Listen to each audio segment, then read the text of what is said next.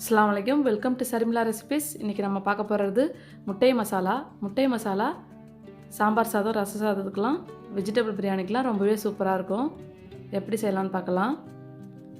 ஒரு பேனில் ஒரு 2 ஸ்பூன் அளவுக்கு ஆயில் சேர்த்துக்குங்க.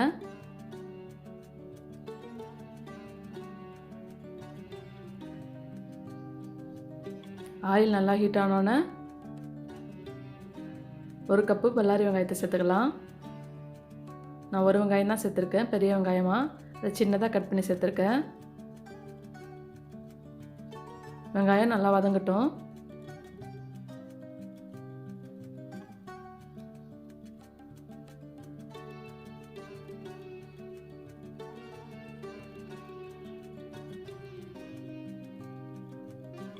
வெங்காயம் கொஞ்சம் நல்லா கலர் மாறட்டும்.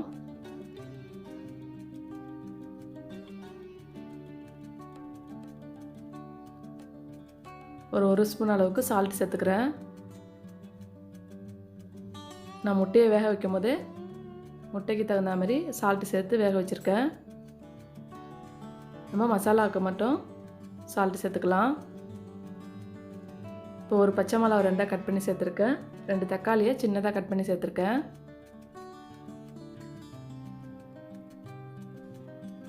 தக்காளியை ரொம்ப பெருசாக கட் பண்ணி சேர்க்காம கொஞ்சம் சின்னதாக கட் பண்ணி சேர்த்துக்குங்க.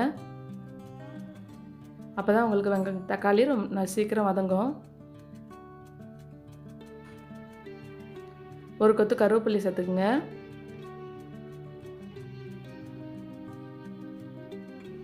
சேர்த்து நல்லா கலந்து விட்டுக்கலாம்.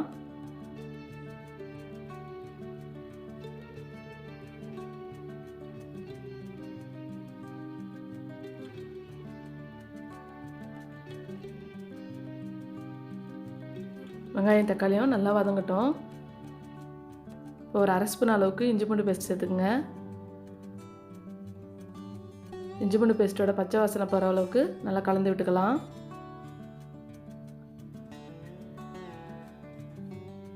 அதுக்கப்புறம் நம்ம மசாலா சேர்த்துக்கலாம்.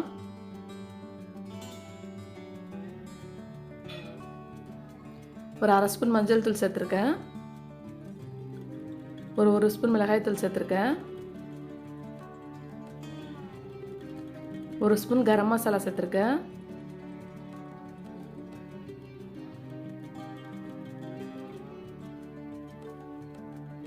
ஒரு ஸ்பூன் மல்லித்தூள் சேர்த்துக்குங்க. நம்ம வீட்டில் அரைச்ச மல்லித்தூள் தான் இது. சேர்த்து எல்லாத்தையும் நல்லா கலந்து விட்டுக்கலாம்.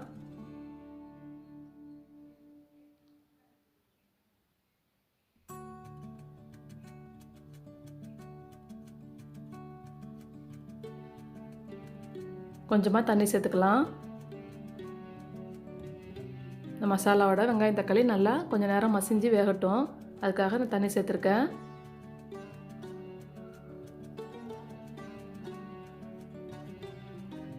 பாருங்கள், நல்லா வெங்காயம் தக்காளிலாம் நல்லா மசிஞ்சு வந்துருச்சு இந்த தண்ணியிலையே.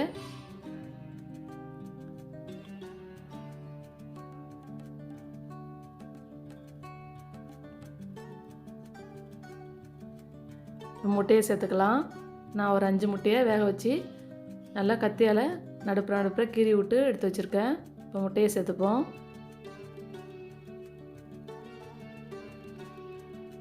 நல்லா கத்தியை வச்சு கீறும் போது தான் உங்களுக்கு மசாலா நல்லா உள்ளே ஏறும் முட்டைக்குள்ளே.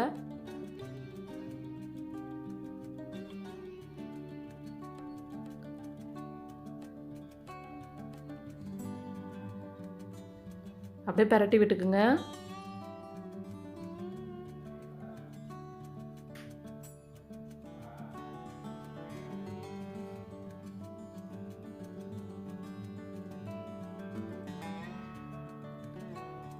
இப்போ கொஞ்சமாக தண்ணி சேர்த்து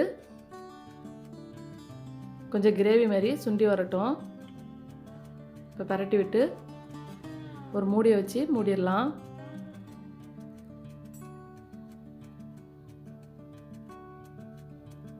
ஒரு 5 நிமிஷத்துக்கு அப்புறம் திறந்து பார்க்கலாம்.